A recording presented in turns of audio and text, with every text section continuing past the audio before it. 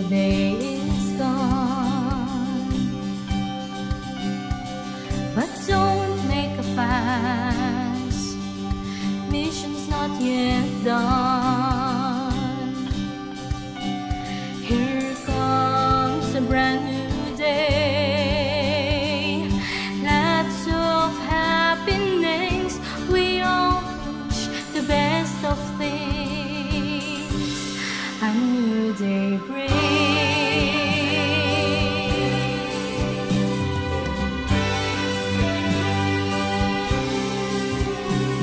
Our God is good and knows what future holds. He will not leave us nor forsake us all. His love and mercy save our souls. His greatness and grace make us whole. It's hidden in the stories, the lessons that we learn, the actions that define us, and the greatness that we earn. Today I will sing and praise His name, for our Lord is great, so don't ever fret. Today I'll worship and glorify His name, because I know that tomorrow will be great.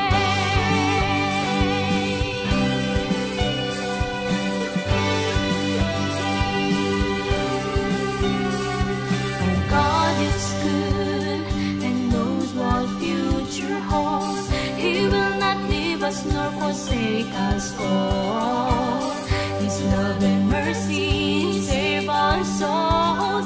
His greatness and grace make us whole.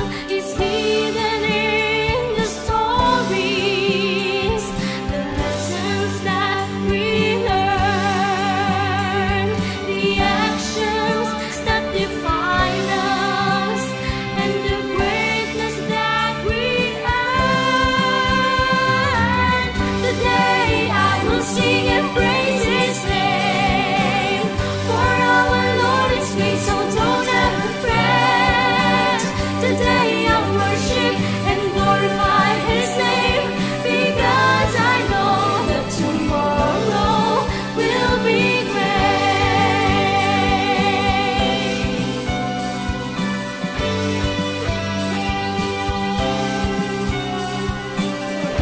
Know that life is a challenge, a chance to make a change, and each day is a different choice. So rise up and share your special voice.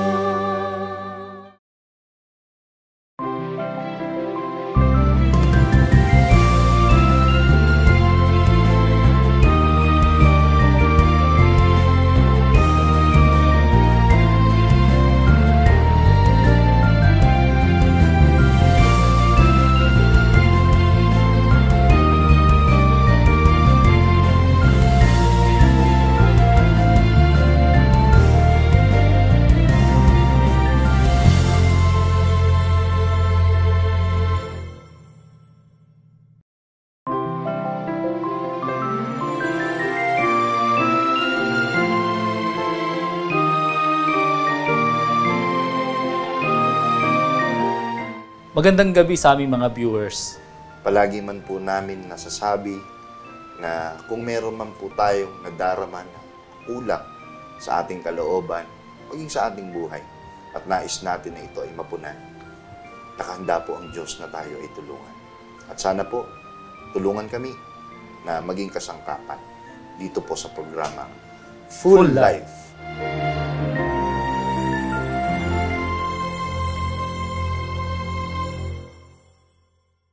Good evening and welcome sa inyo.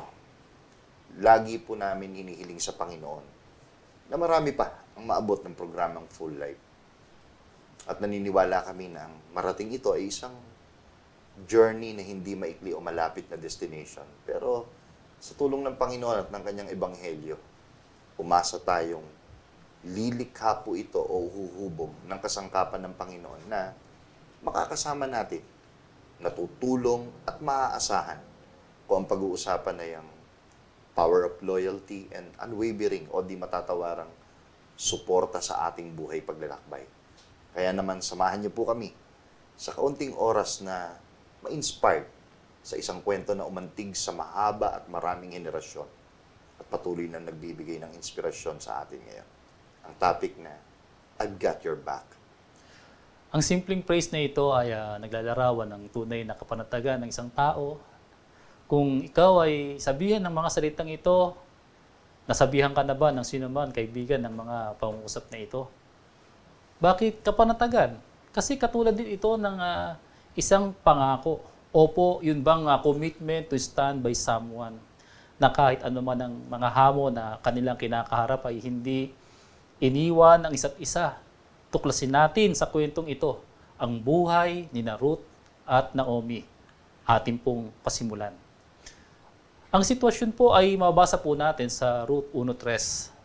At si Elimelech na asawa ni Naomi ay namatay at siya ay naiwan at ang kanyang 2 anak. At sila ay nagsipag-asawa sa mga babae sa Moab. Ang pangalan ng isa ay Orpha at ang pangalan ng isa ay Ruth. At sila ay tumahan doon na may 10 taon. At namatay kapwa si Mahalon at si Kelion. At ang babae ay naiwan ng kanyang 2 anak at ng kanyang asawa. At dito nagsimula ang lahat, Brother Amadeo, tungkol sa naging buhay ni Ruth. Naulila sa asawa at 2 anak, nawala na ang katuwang sa buhay na si Elimelech. Kasabay pa ni Mahalon at ni Kelion na kanyang 2 anak. Pero ayon sa tala, ay nakapag-asawa ang 2 niyang anak at yun ang naiwan na kasama niya sa buhay, si Orpha at si Ruth. Very tough and heartbreaking situation. Sa kahit sino naman siguro makakaranas ng ganitong kalagayan, Brother Amadeo, gaya ni Naomi, talagang napakahirap. Dahil bukod sa pagkamatay ng asawa, ayon sa tala, sa Ruth chapter 1, verse 1 and 2, nang ang Israel ay pinamumunuan pa ng mga hukom, nagkaroon ng tagutom sa buong bayan. So, doble-doble talaga to. Kaya't ang mag-asawang Elimelech at Naomi ng mga taga Bethlehem, Huda, ay pansamantala munang nanirahan sa Moab, kasama ang kanilang mga anak, sina Malon at Kelion. Ang pamilyang ito ay mula sa angkan ng Efrata. So, very challenging po talaga ang situation, ano po? Dahil sa tagutom pa ng panahong nangyari ang malaking hamon sa buhay ni Naomi, from Bethlehem, temporary na nakitira silang mag-asawa noon sa kanilang mga anak. Sa case na ito, paano niya susuportahan ang sarili niya kung iisipin adult na din ang kanyang mga anak nang ito'y nagsipanaw?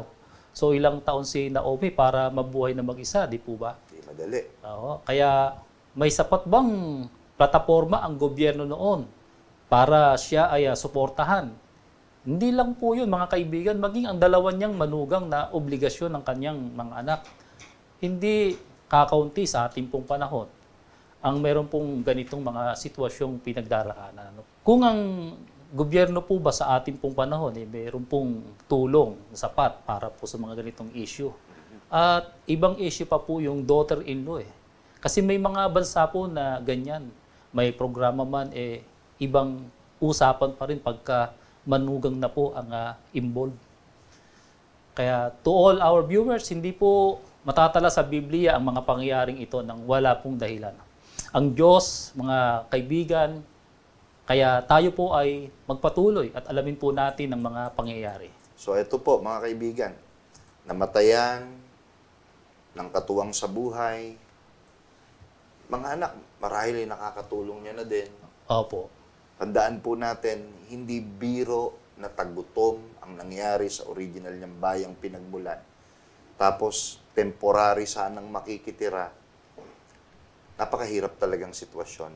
Sa kabila po ng mga nangyari, tuloy natin ang pagbasa sa chapter 1, verse 6 ng Ruth to 7, na magkagay bumangon siya nakasama ng kanyang 2 manugang upang siya'y bumalik mula sa lupain ng Moab. Sapagkat kanyang nabalitaan sa lupain ng Moab kung paanong dinalaw ng Panginoon ang kanyang bayan. sa pagbibigay sa kanila ng tinapay. At siya'y umalis sa dakong kanyang kinaroroonan.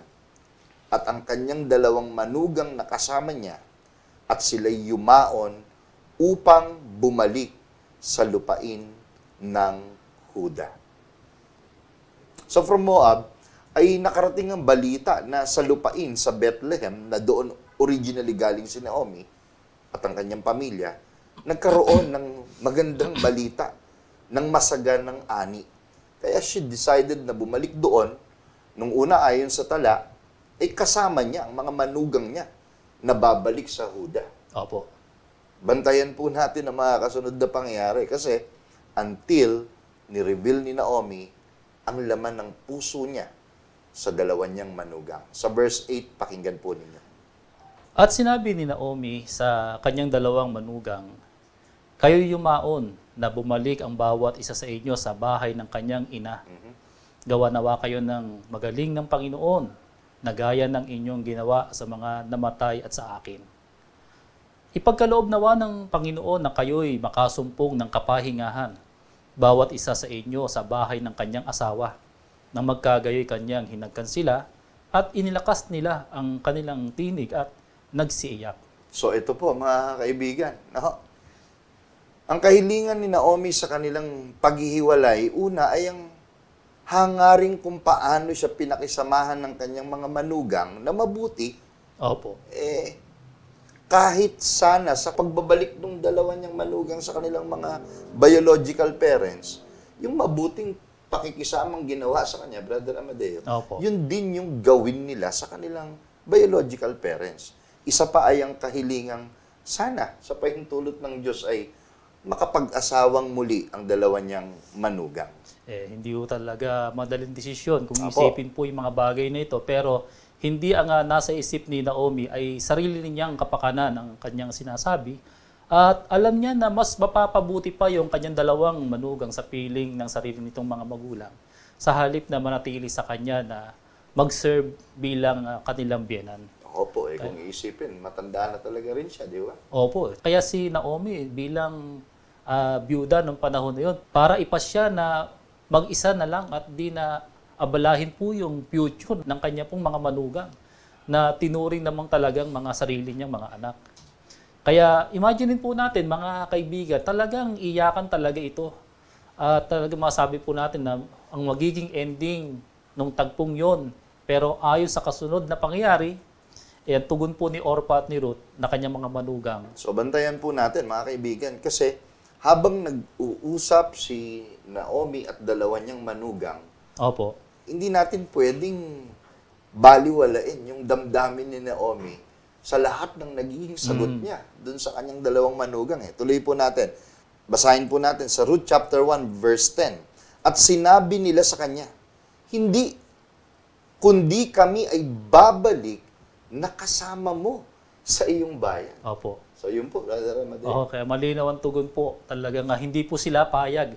Nakatitiyak po tayo na di dahil po sa ayaw lang nilang bumalik sa kanilang mga magulang, kundi ang nalikhang relasyon sa kanilang biyenan ang nangingibabaw. Pero patuloy na inihayag ni Naomi ang kanyang damdamin sa kanila.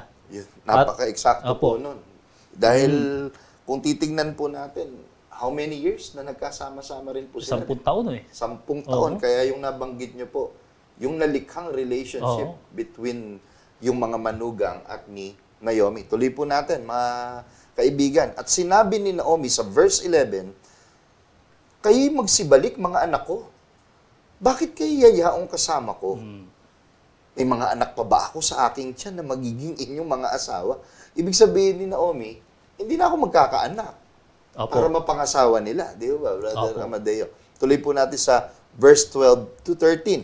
Kayo magsibalik mga anak ko, magpatuloy kayo ng inyong lakad, sapagkat ako'y totoong matanda na upang magkaroon pa ng asawa.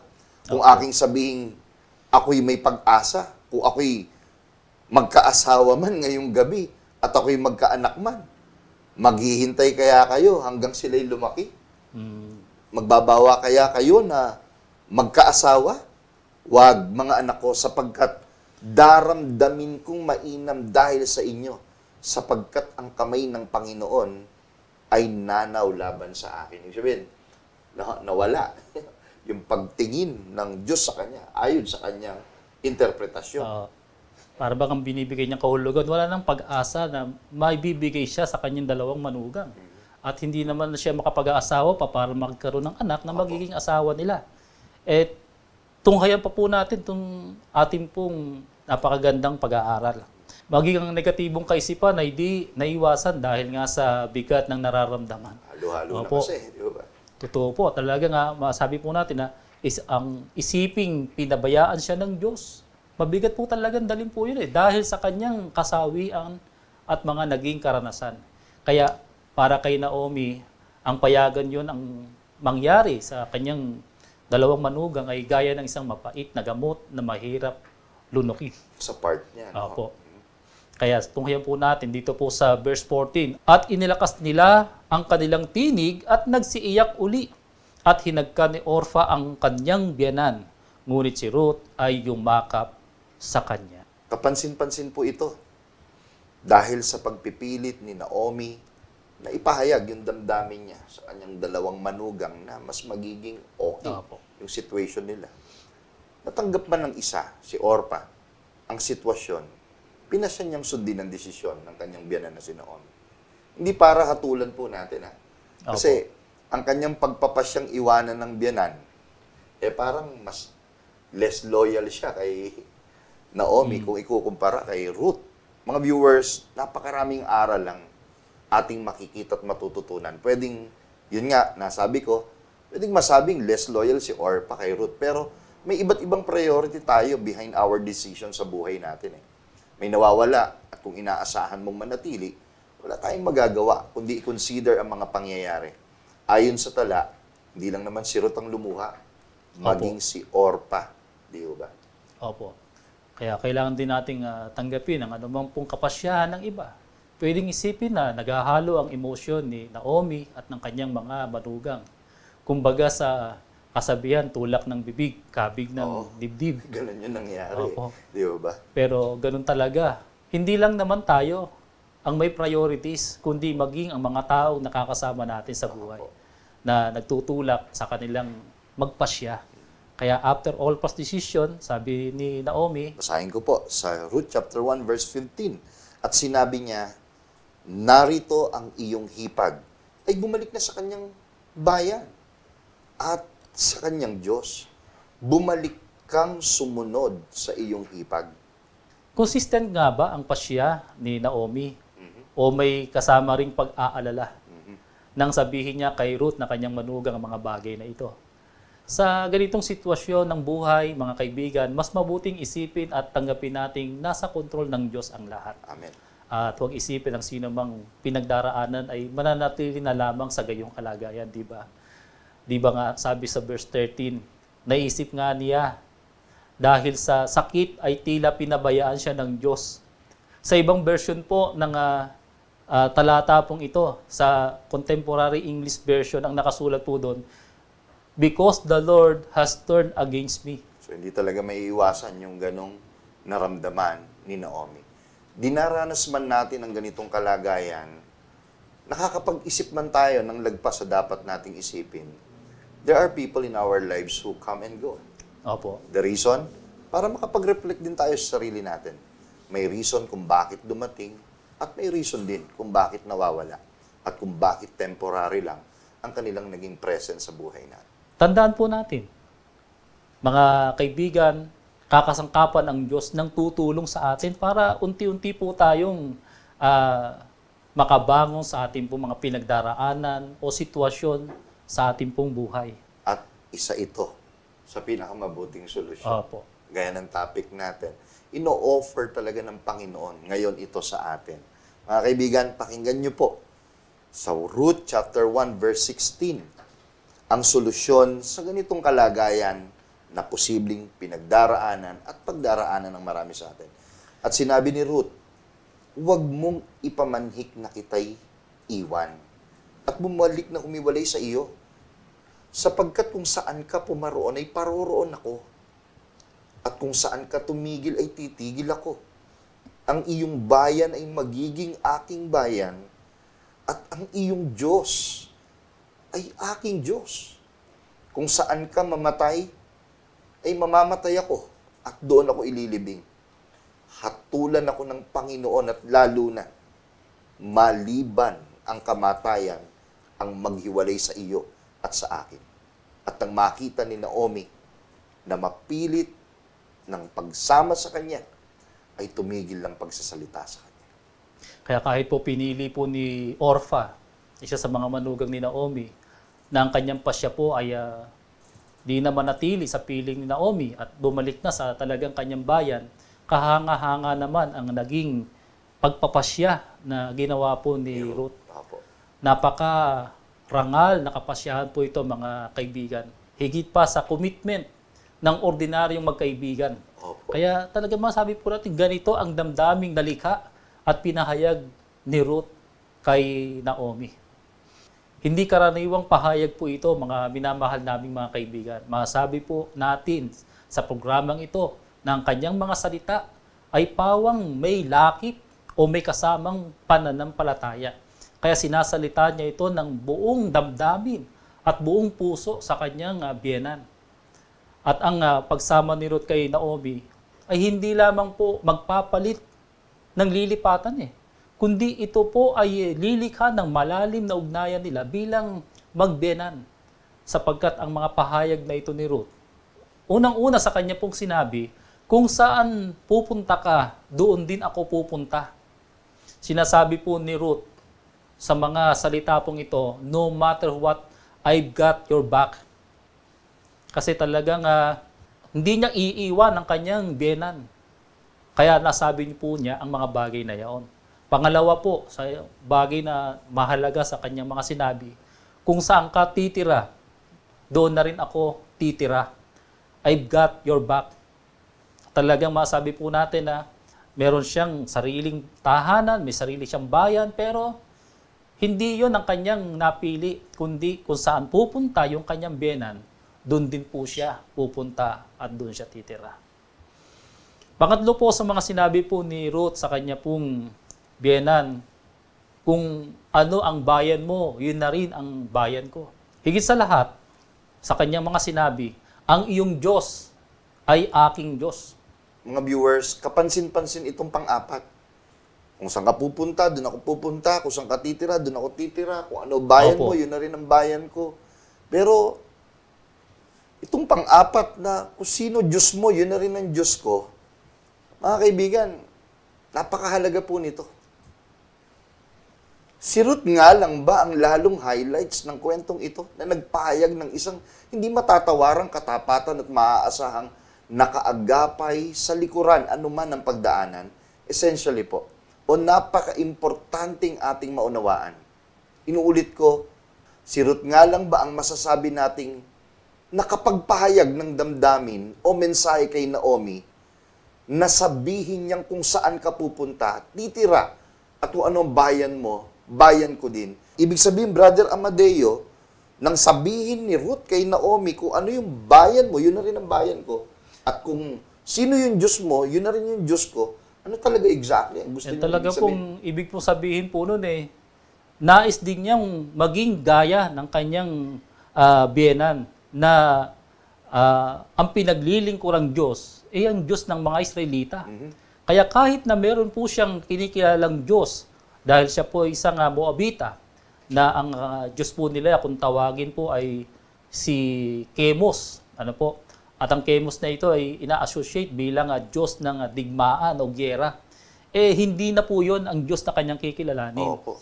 Kundi kung ano yung Diyos o sino yung Diyos na kinikilala ng kanyang biyenan na si Naomi, yun din ang kanyang kikilalaning Diyos sa buhay niya. Magbabago lahat, pati kultura. Kung ano yung kultura niya bilang isang Moabita, sa pagsama niya kay Naomi, di ba? Ang magiging kultura niya ay kung ano na rin ang kultura ni Naomi batay sa pagkakilala at pananampalataya niya sa Diyos ng Israel. Mga kaibigan, nais lamang pong ihayag ng kasaysayang ito ang matagal na panahon na pamamalagi ni Naomi sa Moab. 10 years. Ay naka-impluwensya ang pananampalataya ni Naomi kay Ruth. At dahil sa pagkakilala niya sa Diyos, tuwiran nating masasabi, sa pakiramdam ni Ruth, habang ipinapahayag niya ang katapatan at manatiling nasa likuran niya, ay siya rin mismo ang nakadarama na sinasabi ni Naomi sa kanya, Ruth, I've got your back. Opo. Kaya tandaan po natin ang tatlong mahalagang bagay. Una po, kahit na ulila, si Naomi at tila nagdamdam sa Diyos ay di nagbago ang pagkakilala niya. Katunayan po, nagpasya siyang bumalik sa Israel para sa kanyang pananampalataya at paglilingkod sa Diyos. At doon po niya ipagpapatuloy ang kanyang pamumuhay bilang isang lingkod ng ating Panginoong Kasi Diyos. kung 10 taon na malagi siya sa Moab, Opo. tapos kasabay na na-experience, dinala siya ng tagutom Dinala siya ng hindi inaasahang sitwasyon at patong-patong na problema. Pero at the end of the day, di ba, ginaid siya ng faith niya. Dahil yung desisyong bumalik sa Israel ay hindi lang dahil sa nabalitaang masaganang ani. Ang makikita nating maliwanag na dahilan para kay Naomi, kahit siya'y naulila, ay ang kapasyahang bumalik sa kanyang tunay na paraan na paglilingkod. At yun po yung nakita ni Ruth sa kanya. Pangalawa po, kahit na kompromiso. Kanina, naulila. Ngayon, kahit na kompromiso siya, sunod-sunod, pagkamatay ng mahal sa buhay, at maiiwan pa sa kanya yung obligasyon, hindi dahilan para limutin mong kasangkapan ka ng Diyos. Hindi ba? Opo. Hindi mo dapat kalimutan kasangkapan ka ng Diyos para ipadama sa iba at masabi mo na I've got your back. Sa friends, coworker, lalo na sa ating mga mahal sa buhay. Kahit anong mangyari, ay nanghahawakan si Naomi na ang kapasyahan niyang bumalik sa kanyang bayan ay dahil sa pag-asang ang kapalaran niya wala sa kamay ng sino man. Nasa kamay ng Diyos na buhay. Dahil bukod sa kasangkapan ng Diyos, gaya ni Ruth, para kay Naomi, na nasa likuran mo at nagtatapat, higit sa lahat, sa puso ni Ruth, ay ang Diyos mismo ang nagsasabi sa kanya na, Naomi, nasa likuran mo lang ako. I've got your back. Sa lahat po ng ating viewers, makita sana natin ang kahalagahan ng solusyon na gagamit ang Diyos ng kasangkapang makakasama natin sa ating paglalakbay. Inulit ko po, tandaan natin, ang maraming palitan ng salita sa pagitan ni Ruth at ni Naomi ay hindi naghahayag lamang na si Ruth ay tapat kay Naomi, kundi ang mga karanasan ni Ruth kay Naomi ay nagpapahayag din ng katapatan ni Naomi para kay Ruth. At higit sa lahat ay ang pananampalataya niyang ang Diyos ay nasa kanyang likuran. Mga kaibigan, ang kailangan lamang po tayo mismo sa ating sarili ay sa Diyos nang hahawakan. At hindi hintayin lang kung sino ang ating aasahan, kundi tayo mismo ang unang-unang maaasahan na magbibigay ng hindi pansamantalang kapanatagan, kundi ng paninindigang handa tayong maging sandalan ng sino man na nasa pangailangan. Kaya muli, lagi po nating tatandaan, when God is all we have, surely we can achieve a full life. Magandang gabi po.